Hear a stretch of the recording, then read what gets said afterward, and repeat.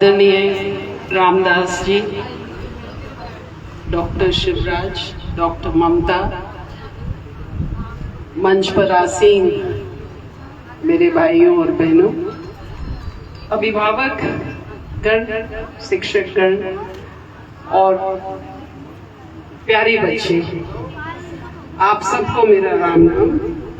स्वर्गीय रतनलाल पटेल जी और मीठालाल मीना जी को नमन करते हुए मैं बधाई देना चाहती हूँ इस परिवार को जो अपने दादाजी की स्मृति में इस शानदार प्रोग्राम का इन्होंने आयोजन किया है। शिक्षा, और वो भी लड़कियों की शिक्षा, आज देश में सबसे महत्वपूर्ण विषय है महिला और महिला की शिक्षा है। Empowerment of women and position of women. मैं बधाई देना चाहती हूँ कि आप महिलाओं के बारे में सोचते हैं, लड़कियों के बारे में सोचते हैं, कैसे उन्हें मोटिवेट किया जाए, कैसे इनकरेज किया जाए, कैसे उन्हें बढ़ाया जाए। मुझे ऐसा लगता है कि ज्यादातर इस स्टेट में जो बैठे हैं इस गांव से बाहर के हैं। शायद यही स्थिति है कि ज्यादातर लोग गांव के बाहर के हैं, क्योंकि प्रतिभाएं सारी गांव की नहीं है, बाहर के इलाकों से आई है। तो दोस्तों, जिस जगह पर आप बैठे हैं, जहां आप बैठे हैं, क्या आप इस स्थान का महत्व जानते हैं? क्या का महत्व जानते हैं? इसने देश को कुछ नहीं तो 200 से ज्यादा अधिकारी दिए हैं। इसने देश को मिडिल रंग के अधिकारी, लोअर लेवल के अधिकारी, डॉक्टर, टीचर, प्रोफेसर, सब यहाँ से पूरे देश भर में सेवा कर रहे हैं, अपनी सर्विसेज दे रहे हैं। तो इस जगह में कुछ ना कुछ तो खास बात है। तो मैं विशेष रूप से बामनवास की धरती को भी नमन करती हूँ कि इसने देश में इतने सारे अधिकारी दिए हैं और आने वाले समय में भी यहाँ से बहुत सारे अधिकारी, बहुत सारे डॉक्टर्स, टीचर्स इत्यादि बहुत सारे निकलेंगे। तो बच्चों, हमको इस भूमि से मोटिवेट होना है। हमको ये जानना है कि क्या खास बात है जो लोग यहाँ से पढ़े लोग सक्सेसफुल हो रहे हैं। सक्सेस के लिए हमें किस चीज की जरूरत है? सक्सेस आता है जब आप का गोल क्लियर हो, आपको कहाँ जाना है, जब आप एक डिसिप्लिन तरीके से अपना जीवन व्यतीत करते हैं, जब आप प्राथमिकता सही चीजों को देते हैं। यदि पढ़ाई उस समय आपके लिए महत्वपूर्ण है तो आपको पढ़ाई पर ही ध्यान देना है। आपके बहुत अच्छे अंक आए, आप सब मेरिटोरियस स्टूडेंट्स हैं, 80% एंड अबव, अभी किसी को 94% भी मिला था। तो निश्चित रूप से आपकी यहाँ पर उपस्थिति इस बात को साबित करती है कि आप होशियार हैं, आप मेहनती भी हैं। अब आपको क्या चाहिए? आपको एक लक्ष्य चाहिए। आपको तय करना है कि जीवन में आपको क्या बनना है। और आज का जो युग है, इसमें लड़कियों को पीछे नहीं रहना है। आपको ऐसा समय आएगा, मैं इसको पूरी तरह से मतलब मानती हूँ कि लड़कियां लड़कों को बहुत पीछे छोड़ करके चली जाएगी। ऐसा समय आएगा हर फील्ड में। पिछले 10-15 सालों में भी आप देखिएगा कि किस तरह से, चाहे वो किसी भी फील्ड में, और अब फौज में भी महिलाओं के लिए जगह आ गई है, लड़कियों के लिए जगह आ गई है। तो सब जैसे ही महिलाओं को, लड़कियों को मौका मिलता है, वो अच्छा करती है। मौका कौन देगा? मौका कौन देगा लड़कियों को? मौका लड़कियों को सबसे पहले उनके माँ बाप देंगे, परिवार देंगे। यहाँ पर प्रतिभाओं का सम्मान हो रहा है। पर हमें प्रतिभाओं का निखार भी करना है। माँ बाप घर में अपनी बच्चियों को जैसे वो अपने बेटों को मोटिवेट करते हैं कि पढ़ाई करो, डॉक्टर बनो, इंजीनियर बनो, आईएएस बनो, आईपीएस बनो, उसी तरह माता पिता अभिभावक को अपनी बेटी के लिए भी ये सपने देखते हैं। माता पिताओं को अपनी बेटी के लिए ये सपना देखना है कि वो आईएएस, आईपीएस, डॉक्टर, इंजीनियर बने। जब माता पिता ये सपना देखेंगे अपनी बेटी के लिए, तब पूरी कायनात आपका साथ देगी। आपको अच्छे गाइडेंस देने वाले भी मिलेंगे, अच्छे स्कूलों में जाने का भी आपको मौका मिलेगा, आपको कोचिंग भी मिलेगी, मार्गदर्शन करने वाले लोग भी मिलेंगे। आर्थिक संकट कभी भी और खास करके आज के युग में गरीबी आपके लिए रुकावट नहीं है। अगर कोई ये सोचे कि मैं गरीब हूँ इसलिए मैं पढ़ाई नहीं कर सकता, थोड़े समय के लिए आपके ऊपर अंकुश लग सकता है, थोड़े समय के लिए। परंतु अब इतनी स्कॉलरशिप्स है, इतनी सुविधाएं हैं, इतने कोचिंग सेंटर्स हैं, सरकार आपकी मदद करती है, समाज आपकी मदद करता है, एनजीओज आपकी मदद करती है, तो कोई नहीं कह सकता कि आर्थिक कारणों से मैं मेहनत नहीं कर पाया, मैं अपने लक्ष्य को अटेन नहीं कर पाया। मैंने कहा माँ बाप बच्चों के लिए सपना देखें, माँ बाप बच्चियों को लेकर के उनकी शिक्षा पर पैसा खर्च करें, उनके लिए 10, 15, 20 साल दहेज के लिए पैसा इकट्ठा ना करें। इस बात को समझे कि पैसा हमें खर्च करना है अपनी बेटियों पर, तो उनकी शिक्षा पर करना है। उनके लिए दहेज, जेवर, गाड़ियां, एसी, ये हमारी जरूरतें नहीं है। आपकी बेटी इस लायक हो जाएगी, वो दुनिया भर के एसी खरीद लेगी, दुनिया भर के जेवर खरीद लेगी, सब कुछ खरीद लेगी। एक समय आएगा जब वो सब खरीद लेगी, तो आप उसको उस जगह तक पहुंचाइए, ये बहुत जरूरी है। और लड़कियों से मैं कहना चाहूंगी, फाइनेंशियल इंडिपेंडेंस, आर्थिक आत्मनिर्भरता किसी भी महिला के लिए बहुत जरूरी है। आपके पास अपनी कमाई होनी चाहिए, जिससे आप निर्णय ले सके कि मुझे इसको कहाँ खर्च करना है, अपने परिवार पर, अपने बच्चों पर, अपने ऊपर। मैं ये नहीं कहती कि आप आगे बढ़कर के विद्रोह करें, सामाजिक जो हमारा सिस्टम है उससे आप बगावत करें, नहीं, वो हमारा उद्देश्य नहीं है। पर financial independence gives you confidence, it gives you the ability to take your own decisions in life, it is very important. Colonel साहब का जिक्र हुआ, आपके मित्र थे, और कर्नल साहब ने शिक्षा को लेकर एक ऐसी क्रांति जिसका हम कल्पना भी नहीं कर सकते कि ऐसा हो सकता है इतने कम समय में, वो क्रांति लाए, क्योंकि कर्नल साहब शिक्षा का महत्व समझते थे।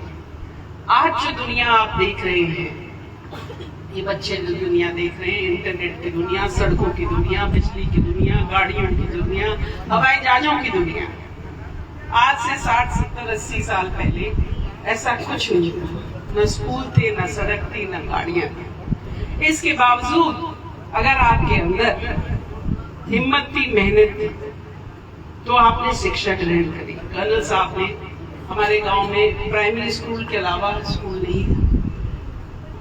वो हिंडौन गए पढ़ने, वो मऊ गए पढ़ने, वो भरतपुर गए, वो जयपुर गए।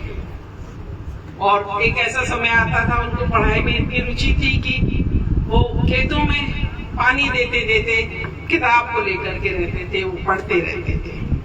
और लड़कियों की शिक्षा के प्रति मैं कर्नल साहब के भाव आपको बता दूं।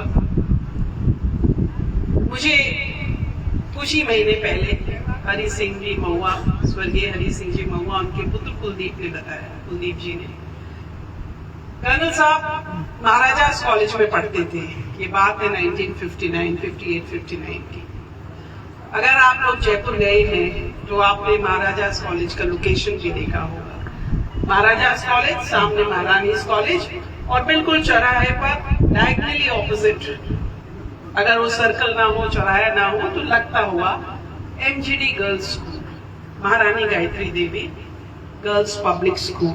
1942 में राजमाता गायत्री देवी जी ने उस स्कूल की शुरुआत की रजवाड़ों की बेटियों के लिए। जब पर्दा सिस्टम था, बेटियों को पढ़ने की जगह नहीं थी, तो वो खुद बहुत शांति निकेतन और इंग्लैंड स्विट्जरलैंड पढ़ के आई थी। उन्होंने एक बहुत अच्छा स्कूल शुरू किया। कर्नल साहब जब मात्र विद्यार्थी थे, जेब में उनके 2 आने भी नहीं होंगे, तब उन्होंने अपने मित्र हरि सिंह महुआ और मुरारी वकील जी वगैरह सबको कहा कि अगर मेरी बेटी होगी तो मैं अपनी बेटी को MGD में पढ़ाऊंगा। और 90 तब कर्नल साहब को ये नहीं मालूम था कि वो जीवन में क्या करेंगे। वो केवल विद्यार्थी थे, एक सिपाही और कृषक के पुत्र, लिमिटेड आमदनी, बहुत लिमिटेड आमदनी। उसके बावजूद उनका ये विचार अपनी अनबॉर्न डॉटर के लिए कि अगर मेरी बेटी यहाँ पैदा होगी तो मैं उसको स्कूल में पढ़ाऊंगा। और 1972 में 13-14 बरस बाद मेरा एडमिशन कर्नल साहब ने MGD में कराया और मैं वहां 1972 से लेकर 82 तक वहां पढ़ी। वहां से मैंने as head girl pass out किया। तो ये कर्नल साहब का विजन था कि लड़कियों को किस तरह का एजुकेशन मिलना चाहिए। मेरे भाइयों और मेरे बीच कोई भेदभाव नहीं। और शिक्षा को लेकर कर्नल साहब की लाइफ से जुड़ी एक और बात मैं आपसे साझा करती हूँ। कर्नल साहब फौज में थे, परिवार को छावनी ले गए। एक दिन ऑफिस से आए लंच करने के लिए। माँ से पूछा, माँ मेरी अनपढ़ थी बिल्कुल। माँ से पूछा, रेशम बच्चे क्या कर रहे हैं? माँ ने कहा पढ़ रहे हैं, कमरे में पढ़ रहे हैं। कमरे में वो आए, हम लोग 2 बच्चे पढ़ रहे थे। एक बच्चा किताब उल्टी रख करके, किताब के अंदर मुंह रख करके सो रहा है। मेरी माँ को लगा कि किताब है, खुली हुई किताब है, बच्चा पढ़ रहा है। माँ की जिम्मेदारी थी बच्चों को इकट्ठा करके टेबल पे बैठाना, पढ़ाना। उन्होंने अपनी जिम्मेदारी पूरी की, परंतु वो अशिक्षित थी, उनको अक्षर ज्ञान नहीं था। उनको पता नहीं चला कि बालक अपनी मस्ती में है। कर्नल साहब को उसी क्षण महसूस हुआ कि अगर मैं अपनी पत्नी को पढ़ाऊंगा नहीं तो मेरे बच्चे अनपढ़ रह जाएंगे। तो तब कर्नल साहब ने मेरी माँ को पढ़ाया, अक्षर ज्ञान दिया, गणित सिखाई, हिंदी, इंग्लिश। वो फिर ऐसी माँ पढ़ने लगी, किताबें बांटने लगी। और अब कर्नल साहब के जब मैंने कागज देखे तो उन कागजों में मुझे बहुत सारी चिट्ठियां मिली, मेरी माँ की उनको लिखी हुई चिट्ठियां। पिताजी ने माँ को लिखी वो चिट्ठियां। और एक लिफाफा मैंने एनवेलप्स मैंने देखे उनके, जो कर्नल साहब की अपनी राइटिंग में उन्हीं के एड्रेस के थे। मुझे आश्चर्य हुआ कि ये कर्नल साहब ने अपने आप को चिट्ठी क्यों लिखी। देखा उसको खोल करके, उसको खुला हुआ था, चिट्ठी निकाली, माँ की चिट्ठी थी। तो कर्नल साहब अपने आप को एनवेलप्स लिख करके माँ को, और फिर मुझे याद आया, माँ को 20-25 लिफाफे दे जाते थे कि रेशम चिट्ठी इसमें लिखना, मात्रा अगर गलत हो जाएगी तो कर्नल साहब बांच लेंगे, पता अगर गलत हो जाएगा तो चिट्ठी पता नहीं कहाँ पहुंच जाएगी। तो कर्नल साहब गजब, मेरे फादर जरूर थे, गजब मैन, हर चीज का उनके पास है। समस्या कोई आती तो सोल्यूशन के साथ साथ आता। कर्नल साहब सोल्यूशंस निकालते। ही एजुकेटेड माय मदर। और एक जमाना आया जब मेरी माँ रानियों के साथ बैठती थी। एक जमाना आया बड़े से बड़े अधिकारियों से वो बात करती थी। उनको, कर्नल साहब को, क्योंकि वो इस इलाके से बिलोंग करते हैं, हम लोग सभी एक ही पृष्ठभूमि के हैं, तो ये बातें मैं आपसे साझा कर रही हूँ। इस इलाके की महिला, इस इलाके की लड़की, उसकी क्षमता पर कर्नल साहब को भरपूर विश्वास था, क्योंकि आप इतने कठिन सिचुएशन से डील करती हैं। कितना पहले, अब तो कम हो गया, खेती में आपका इतना ही बड़ा योगदान है, इतना बड़ा संघर्ष है, गोरों के साथ में आपका बड़ा संघर्ष है। तो कर्नल साहब कहते थे, यदि मेरे इलाके की बेटियों को एजुकेशन मिले तो ये पता नहीं कहां से कहां निकल जाएंगे। हमारे इलाके की बेटियों को एजुकेशन बहुत बाद में मिलने लगा, और इसी वजह से कर्नल साहब ने एक नारा दिया, अच्छी शिक्षा, अच्छा स्वास्थ्य, पढ़ी लिखी मां और कर्ज मुक्त समाज। अब आप सोचिए कि देश में हमारे यहाँ इतने बहुत विद्वान हैं, सोशल लीडर्स हैं, पॉलिटिकल थिंकर्स हैं, और सबका बड़ा बड़ा कंट्रीब्यूशन रहा है, पर बहुत ही सटीक, डायरेक्ट एंड कंप्लीट, कहते हैं बिल्कुल पूरा एक मैसेज किसी भी परिवार, किसी भी समाज, किसी भी इलाके, किसी भी देश के प्रोग्रेस के लिए, जिसमें उन्होंने महिला को बीच में रखा, पूरा मैसेज महिला को सेंटर में रख करके दिया। अगर महिला शिक्षित होगी, अगर महिला पढ़ी लिखी होगी, तो वो अपने बच्चों को सही तरह से पढ़ाएगी, उनकी परवरिश ठीक तरह से करेगी। ये पुराना अनुभव उनका, वहां उन्होंने अपनी लाइफ में कोर्स करेक्शन किया माँ को पढ़ा करके, यहाँ समाज में उन्होंने कोर्स करेक्शन का मैसेज दिया पूरी महिलाओं को पढ़ाने के लिए, और इतनी जबरदस्त क्रांति उनके सरल मैसेज शिक्षा के क्षेत्र में आई है। कर्नल साहब ने हर लड़की की आंखों में एक सपना डाला, जिसका डॉक्टर ममता ने जिक्र किया, कि इलाके की कोई बेटी, ग्रामीण बेटी, जो घर के काम करती खेतों में काम करती ढोरों को संभालती अपनी इसी तरह से अपनी पढ़ाई करे और आगे बढ़ती जाए और वो कलेक्टर बने। कर्नल साहब कहते थे कि मैं जिस जिले में जाऊं, राम प्यारे शब्द भी उन्होंने अपना ही नाम भी अपना ही उन्होंने ढूंढा, क्योंकि राम प्यारे रिप्रेजेंट्स एवरी रूरल गर्ल। हर ग्रामीण क्षेत्र की लड़की को राम प्यारी शब्द रिप्रेजेंट करता है, और उनको बहुत खुशी होती है। कहती, जब कोई राम प्यारी आएगी, मैं जिस जिले में जाऊंगा और मेरी गाड़ी का दरवाजा खोलेगी और कहेगी कि कर्नल साहब, मैं इस गांव की बेटी हूँ और मैं यहाँ की कलेक्टर हूँ। तो ये सपने उन्होंने लड़कियों की आंखों में भरे, और उनको सपने दिए। ये सपने लड़कियां अचीव कर रही हैं, आगे बढ़ रही है। मैं चाहूंगी, और मुझे पूरा विश्वास है कि ये ऐसे ही सपने आपकी आंखों में भी हुए, चाहे वो आपके डॉक्टर बनना चाहे, चाहे आप इंजीनियर बनना चाहे, चाहे आप एजुकेशन के फील्ड में जाए, कहीं भी जाए, चाहे आप एक हाउसवाइफ भी क्यों ना हो। आपने रूमा देवी के बारे में सुना है? गूगल करिएगा। रूमा देवी 4 क्लास 4 तक की पढ़ी, शायद 8वीं तक पढ़ी। उनके पिता की डेथ हो गई, गरीब परिवार से थी, जैसलमेर की लड़की। 17 साल में उनकी शादी हो गई, बहुत गरीबी। उनको लगा मैं जीवन में क्या करूं। उनको क्या आता था? उनको एम्ब्रॉयडरी आती थी, कढ़ाई। अपनी दादी से के साथ वो करती थी, उसको शौक था, और उसने एम्ब्रॉयडरी करना शुरू किया। उसके पास एम्ब्रॉयडरी तो वो जानती थी, वो उसकी निजी कला थी, पर एक सोइंग मशीन नहीं थी कि कैसे वो कपड़े काटे और कैसे वो आगे उनको लेकर उस काम को आगे बढ़ाए। तो एक समूह उसने तैयार किया, छोटा सा, और इतनी गरीबी थी कि समूह ने एक मशीन खरीदी, और आज करीब कुछ नहीं तो 30,000 से ज्यादा लोगों को वो काम देती हैं।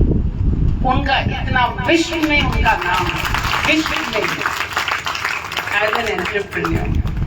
तो जरूरी नहीं कि आप सरकारी नौकरियों की तरफ ही देखें, आपकी रुचि क्या है, जो आपकी रुचि है। यहाँ महुआ की एक लड़की है रूमी पारीक शायद, जिसने क्लास 10 पास है, पर उसने एग्रीकल्चर में इतना रेवोल्यूशनाइज कर दिया है। पूरी खेती 12 बीघे की उसके पास में, उसके ससुराल में 12 बीघे थे, उसमें वो एग्रो फार्मिंग करती थी। नए नए तरीके ऑर्गेनिक फार्मिंग करके फल सब्जियां इतने बड़े लेवल पर उसने काम किया कि अब वो 15-15 हजार लोगों को ट्रेनिंग देती है, इतना बड़ा काम करती है। तो आपके लिए कोई सीमा नहीं, सीमा आपके अंदर बैठी हुई है। इस बात को समझिए, सीमा आपके अंदर बैठी हुई है। जब आप सीमा को निकालते हैं अपने इमेजिनेशन में, अपनी कैपेबिलिटी, इंटरेस्ट को ध्यान रखते हुए आप तय करेंगे कि मुझे ये काम करना है, तो कोई आपको रोक नहीं सकता सफल होने से। आप सबको मेरी ढेर सारी शुभकामनाएं। आपके लिए the world is waiting for you, the world is waiting for you, literally the world is waiting। इस दुनिया को मेहनती अच्छे लोगों की जरूरत है, और ये क्वालिटीज मुझे आप में भरपूर तरीके से नजर आ रही हैं। ये मेरी पुस्तक, ये कर्नल साहब के विचारों की पुस्तक है। जो भी कर्नल साहब के महत्वपूर्ण संदेश थे समाज के लिए, वो यहाँ पर इनका संकलन करके इसको दिसंबर में प्रकाशित किया है। लड़कियों के लिए आप इनको पढ़िएगा, कभी मोटिवेट होना हो तो कर्नल साहब के लड़कियों के लिए क्या संदेश थे, आप उसको जरूर पढ़ें। अच्छी शिक्षा, अच्छा स्वास्थ्य, पढ़ी लिखी माँ और कर्ज मुक्त समाज का नारा। और सबसे बड़ा मैसेज जो मैं समझती हूँ कर्नल साहब का पूरे हिंदुस्तान और पूरे विश्व को जो मैसेज है, वो है हिम्मत, मेहनत और नीयत। ये 3 शब्द इस जीवन में अगर हम उतार लें, जो सुंदर सी दुनिया हमको चाहिए, उस दुनिया को सुंदर बनाने में ये 3 क्वालिटीज चाहिए। और खास करके जो आखिरी वाली क्वालिटी,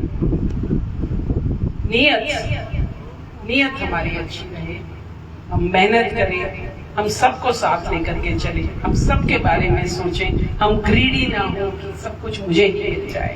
ये धरती सबके लिए है, ये धरती सबके लिए है। हम इसको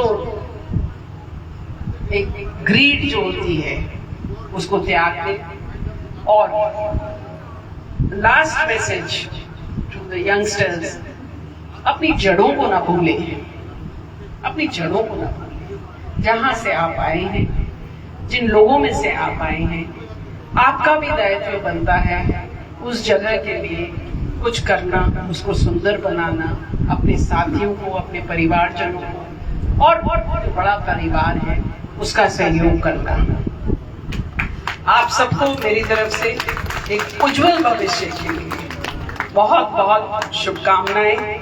और हाँ, मैंने अपने बारे में बताया नहीं, मैं कर्नल साहब की पुत्री हूँ, गांव मोडिया से हूँ, और शायद मैं ऐसा मानती हूँ, मैंने कोशिश भी करी जानने की कि मैं इस पूरे क्षेत्र की, आपका सवाई माधोपुर, बयाना, करौली, धौलपुर, इस क्षेत्र की सर्वप्रथम महिला अधिकारी हूँ। फर्स्ट, मुझे औरों के बारे में पता नहीं लगा, और ये मैं कोई गर्व के एरोगेंस की वजह से नहीं कह रही बच्चों, मैं आपको इसलिए बता रही हूँ कि गांव की लड़की भी हाईएस्ट पोजीशन पर पहुंच सकती है, और ये पहुंची अपने माँ बाप के सपोर्ट से। मैं पहुंची, मैं एक्नॉलेज करती हूँ, मैं अपने पूरा श्रेय अपने माता पिता को देती हूँ, जिन्होंने मुझे इतना बहुत अच्छा एजुकेशन दिया और हमेशा मुझे सपोर्ट किया। Thank you. जय हिंद।